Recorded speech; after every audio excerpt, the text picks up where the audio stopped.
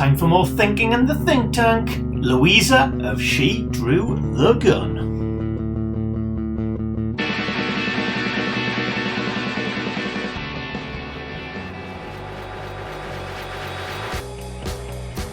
This is Anyone Can Play Guitar, the podcast for musicians and music lovers that takes you behind the scenes of the music industry. This week is brought to you in partnership with MGR Music. Ever wanted to learn an instrument, hone your skills, or pick up something completely new? You can get so far by yourself, however professional guidance can make all the difference. With a network of tutors right across the UK and rates starting from as little as £15 per hour, visit mgrmusic.com now to get started.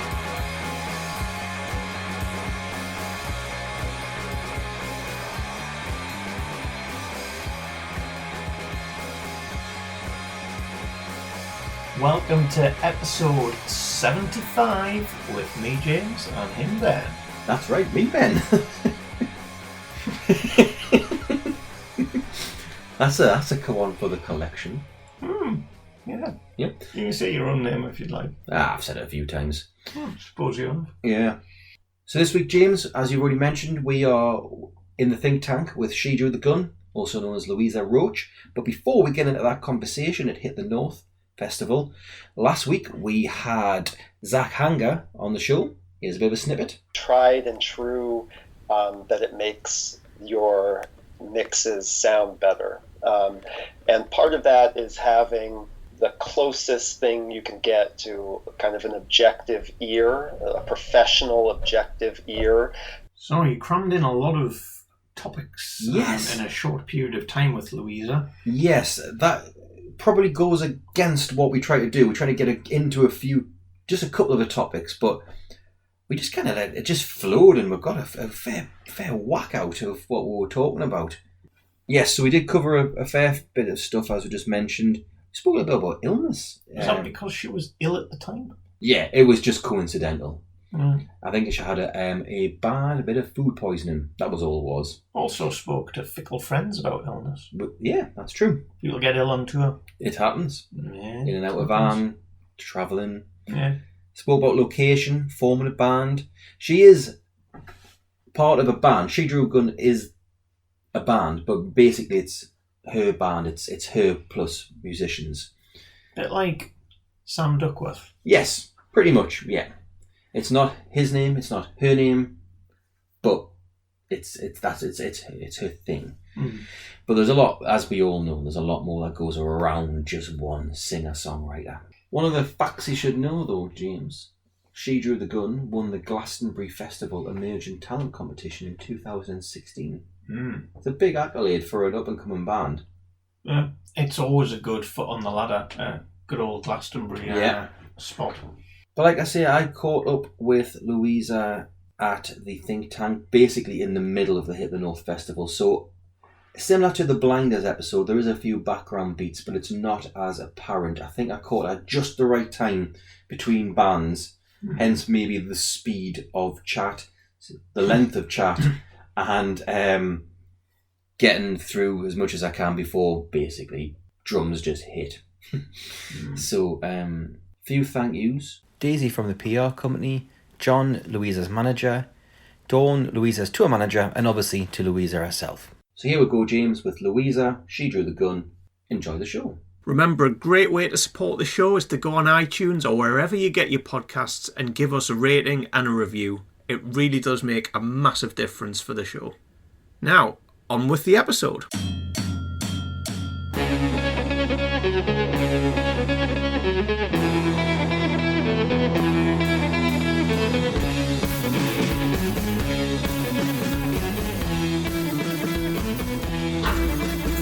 So this is my double header, Hit the North Festival with Louisa from She Drew the Gun. how has your day been so far? Have you come up today, or you've been on tour last? Yeah, it's been good. We were playing live at Leeds last night. Oh, right.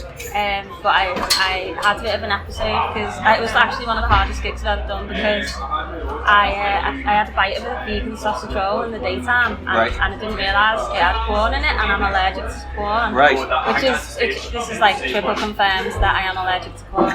Okay. So just before we were about to go on stage, I like threw up in a bin, and then I got on stage and like I managed to get through half an hour and then came off and then threw up again. So it was probably one of the hardest gigs I've ever Right. So that's a good way to start. So, like, how do you manage that sort of situation? Because I know there'll be people who listen to this who are in bands who maybe have genuine nerves, but also may get sick. Yeah. What was the rule that you went through in your head? I just like before. I didn't realise that I'd eaten something that was messing with me, and about half an hour before I started thinking, I don't think I've ate enough today, and I just started feeling a bit queasy. And then just before, when we were in line check, I was like, I'm gonna have to run off and be sick. I had to run off. I couldn't do a line check. The rest of the band had to do the line check for me. And then so when I just came back on stage, it was like I was just trying to get through it. I was just like I unlocked some part of my brain that was like get through it, and I could do half an hour, but then my stomach was like, you can't do anymore. Yeah. I know this happened to Dave Grohl, so that's fine. It happens to everyone. And I just had to do a tweet and a Facebook post and say to everyone sorry because I didn't quite make it to the end of the set. So I just thought, I mean, you could just pretend that nothing happened and just carry on as usual, but I just thought I'd just better acknowledge it and just say. Were you headlining? We weren't headlining, no, it was a big stage. Actually, Metronomy was supposed to be headlining, but a few things went wrong at the festival and it ended up Metronomy didn't do it. But it was like a 500 capacity stage, and there was like probably 500 people there. It was a really nice turnout, and it would have been a really good gig. Yeah. And I think it was for other people, but it probably would. It wasn't for me. That's the thing, you never really know, do you? No. Like as long as you get through it and it sounds good, it's all right. Yeah. So one of the key things about this podcast is trying to find out where people came from in their musical, I hate to say journey, but that's exactly what it is, I guess. Yeah. And I think you're the first Scouse we've spoke to, which is shocking, really. But one of the main reasons I'm interested in talking to someone from Liverpool is like Liverpool's notorious for having a great unsigned scene, underground scene, indie scene. I hate the word scene, but it's got the music is obviously breathes in the city. Yeah. How, if you have, like, how did you immerse yourself into that scene? Yeah. I think, well, I used to, like, when I first started, I started doing open mic nights, and I used to hang around at this bar called the Lomax, where a lot of other musicians hung out, and basically it was just they just had a mic and a PA system, and anyone could get up all the time, and it just had to like it was like the first time I went in there I was like, wow, this is like some weird like backstreet New York kind of bar or something. It was like the people that were going were just mad, and everyone was like a bit off the wall kind of thing. So that was one of the first places that I went to, and I suppose that had a bit of a family feel to all the people that went there. And then I just used to go to just do open mics and just like basically just start off as soon as I had like a set, or as soon as I had enough to do like a few songs at an open mic, I just started going to them, and then just kept on building more material, and then you just meet other musicians. And Liverpool's like it's quite like a small community, but it's like there's a lot of musicians. It's quite like dense in that way with musicians, and like there's like it's one of them places where everyone's in like 3 bands or something. Do you know what I mean? So everyone it's a lot of like, you know, across. I mean, people are just in loads of different bands and stuff. So I guess it's those kind of things, just going and getting yourself involved in those things. Is the Zanzibar still going in Liverpool? Yeah. As we tried to play there, it was hard to get into them. Yeah, like to get a gig. When we played the Cavern, we came down, but for obvious reasons. Only yes, yeah, exactly. Well, you know, you're right. But we really wanted to play Zanzibar for some reason, didn't I? Yeah. No, it used, The cause kid they used to from have the bandwagon yeah. there. They used to, like back in the like 90s, early 2000s, I think it was. The bandwagon was like, you know, like the Coral and Zootons and all that. They all kind of came up together. Yeah. And had this band night that was on at the Zanzibar, so it always had that name from that kind of thing. That era, yeah. But yeah, there's loads of good venues and nice promoters and. Yeah. How important do you think that is for new artists to immerse themselves into it, but also to get the best out of it? Yeah, I think it's important to have good venues, nice promoters that will match you up with a good, like a good support slot with a touring band, or that's massive, some of those support slots are so important, like for just getting in front of people. That will like your kind of thing. So they're really big when you're starting off, I think. Yeah. And you know, just having a lot of different things going on in town. Like every day of the week, there's a different open mic night or something to get yourself involved in, or a different gig to go to. So. Yeah. So all of this was pre-2015 when She Drew the Gun started, or Yeah, She Drew the Gun was just me. Yeah. It was just me doing gigs on my own with my guitar, and then I met James Skelly from the Coral. Yeah. And we started working on what was going to be an EP, but then turned out to be an album. And then the band kind of came together during that time. So it was kind of like we started making the music in the studio that was like a band. So then it kind of needed a band like to go along with the music. So it was like the band came along with the recording side of things. Right. That sounds good. Yeah, like that's for me that was really important. We had it in pieces. Yeah. Not a constant thing.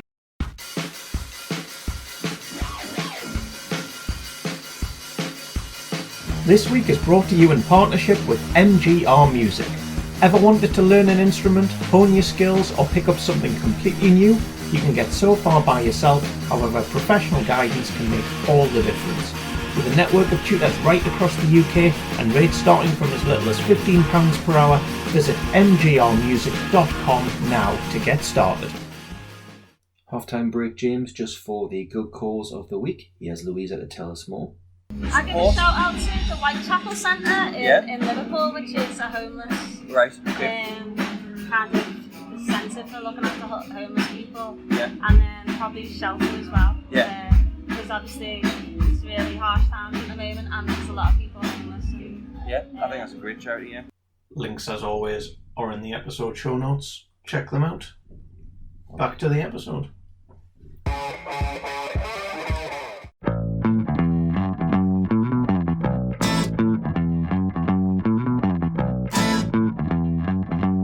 So once everything started growing, 2016, the Glastonbury competitions. Yeah. How often did you do those sort of competitions? Because I know when we were in a band, they always come. You're never too sure. Yeah. If it's It legit. can be a bit dodgy, can't it? Yeah. And I know we did a like a promotion EP, White Album it was called, and we got fleeced on it basically. But we did other things which we weren't. Were you selective for this, or selective, not selected? Yeah. Like, or did you just think, says Glastonbury, I'm going to go for it? I think that was, I'd probably decided that I wasn't going to enter any more competitions or something, but I was like, that's the last one. We did it the year before, and we didn't get anywhere, and I was like, we'll just put another video in for this one. And I think, but I had done a couple of like Battle of the Bands, but just when I was on my own. And like got into the final and then not got it, and I don't know. Yeah, I've done a few things like that, but I don't know. I kind of thought. And one thing I did that was a mistake was I did like a Battle of the Bands thing, and then the next year I did it again. I didn't win it, and then the next year I did it again, and like I got to like the last bit on both of them, and it was just like I was just like, why did I do that again? I just felt like. Yeah. I just felt like if you've done it once, just don't do it again. You know, I kind of feel like you should just like be moving forward and Yeah. if you know, put something behind you, but don't go back and do it again, Yeah. kind of thing. So that was one thing that I felt like that. But I just thought with the Glastonbury one, I just thought it's the mother of all band competitions, isn't it? And even if you just get through to the first bit, it means that bloggers are listening to you. Yeah. It means like journalists are listening, and you know, it's just more ears to get in front of, really, isn't it? Because there's so much music getting put out on a daily basis that, you know, there's so much good stuff as well. It's sometimes just about getting heard, isn't it? Yeah, exactly. How important do you think bloggers are now then? Yeah, they're just like, cause I feel like it's just like a sea of music out there at the moment. Like it's just like so much getting churned out all the time, and it's good because there's loads of stuff to discover that in the old days it would have just all been in the charts, kind of thing. And people can make their own discoveries, and you know, there's loads of things to find, but also it's like you do need people to you do need a few people to shout about you, or you know, take interest in you and put it out to people. Yeah, I totally agree. So it seems like everything kind of then happens very quickly from 2015 to 16, going through the Glasgow stuff, 2017 with your, excuse me, what was going to be a debut album, which then became a debut album with Skeleton Records. Yeah. And then your debut, the class is a second debut album, I'm not too well, sure. we did the album and released that, and then we actually at that time didn't have a manager or anything like that. Everything was just record label, and then at that point, I think it was in 2017, I met this guy who started managing us, and he was really great, and it was his idea to like do a reissue of the first album, right? Because it was still going, people were still like enjoying it, word of mouth and stuff like that. And he just said, let's do a reissue and keep it going while we can. So that's what we did with that. Good idea. So about that time you joined Skeleton Records. Yeah. How important is it to have that type of local supportive company that, like, rather than just any old little company? Yeah, I think especially because I've always loved Coral as well, and looked up to James, and kind of it was at first it was just like, oh wow, it's just amazing to be working with someone that I look up to like this in the music industry. I was just like pretty blown away by that, and then over time it's just good to have someone that knows the industry and has such a good ear for music and can chat the music about. So it's just been great having someone to speak to about everything that's happening. And obviously local legends out there as well. Exactly, It's never a bad thing. And you know, they've been really good to us. And, I think I saw you supporting them last year, Riverside. That would have been great, wouldn't it? That was a great gig, that one. So, just conscious of time, I know the band that you want to see are not too far away, and these are just starting up as well. So what we do at the end of each podcast, we introduce a new quick fire question round. Okay. And we also have a charity or good cause of the week as well. So we'll just give you a couple of seconds to think about the charity or good cause that you either follow or a patron of or support when you can. But before we get to that, the 5 questions we always ask are: which song out of the history of songs do you wish you'd written and wrote? I was just thinking, it's hard which song do you wish you wrote. It's probably different to like which is the best song ever, isn't it? I don't know. For some reason, what's coming to my head is Born on Blondes. What's going on? I can understand that. That's just came into my head. Well, I suppose it's good. Yeah, it's a great pop song. Yeah, but it's also like legendary without being Billie Jean, for example. People forget about it, but it's like a great pop song and it's got a meaning behind it, and message as well. Or like Cannonball by Breeders. Breeders. Exactly. I kind of in the same kind of era, aren't they? Yeah. So what was the first Not even the first, just the artist that made you want to become an artist. Well, probably the one that made me pick up the guitar and really learn the guitar was Oasis, because it was kind of that time when they came out, and it was like they kind of made guitars cool again, and they made the Beatles cool again. I don't know, probably it was Stone Roses probably did that first anyway, but for me it was just like the timing was right for Oasis to come out and so do it. It's easy to play Oasis chord book was like a big part of me learning guitar. I definitely learned. That's exactly what I learned on as well. Brilliant. So what was the first album that you ever fell in love with? The White Album by the Beatles. Really? Yeah. That was the first album. Yeah. James, who I do the podcast with, we always have this argument. That's his favourite Beatles album. Yeah. That's mine as well. I don't even think it's in my top 5. Is it not? You're all so good, guys. I know. It's not as bad. No. I just love Rubber Soul. Rubber Soul. Yeah. I don't know what it is about it. I don't know. It's that transitional album. Yeah, it's great. But White Album's got Helter Skelter on, which is the... Yeah, I fell in love with the White Album. I think I was like 12 or something like that.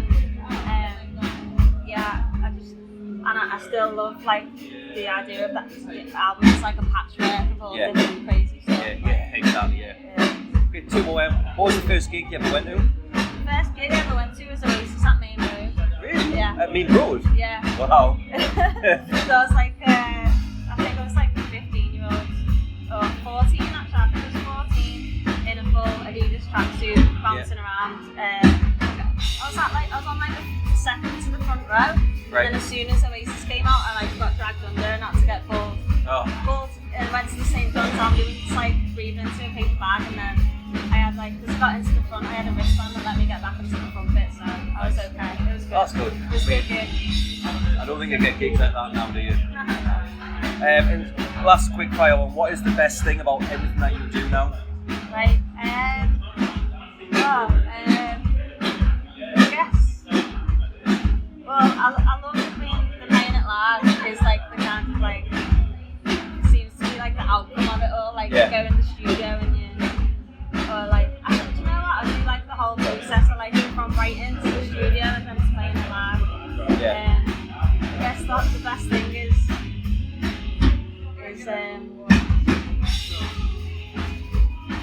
just getting in front of people at a gig and seeing how it goes down. Yeah. Cool. Excellent. Well, Louisa from Studio the Club, thank you very much. So James, good episode. I really enjoyed chatting to Louisa. It was nice to talk about it was nice to talk about a lot of things, but I really like talking about that Liverpool music scene. The Coral, the Zootons, the Zanzibar, all of like the music mecca. Yeah. I mean, we played Liverpool once before. We've been to Liverpool many times. It's got a great city. Yeah, and it's got that. I mean, yes, obviously the Beatles came from Liverpool. However, I mean, you might not know that, but it has got that musical feel to it. And it probably a lot of it stems from the Beatles, but like the Mersey beat, like all of it is just. It's a cultural thing. A rich history of bands. I mean, there's a lot of bands I've liked throughout the ages of time come from Liverpool. Mentioned the Coral, Zootons, Frankie Goes to Hollywood, brilliant. Teardrop Explodes, so many bands. It's nice that people kind of grow up with it and want to just extend the legacy, and that Louisa kind of didn't really speak about extending legacy, but you kind of see she wanted to, just proud to be from. And they all seem to give back, you know. Yeah. And one generation will help the other. Yeah, like it. Yeah, definitely. Unfortunately, James, this is the last Hit the North Festival for this season. So again, thank you to Louisa, Daisy, John and Dawn. Next week, James. Brian Garcia. Yeah. Super fan. So this was one of the many episodes that was condensed. It was a long chat. Memorabilia collection. He has gone to another level. Yeah. This is a small snippet with just a small selection. Right next to me is the drum kit used to record Be Here Now. To my left, I've got Andy Bell's basses, hanging on the wall.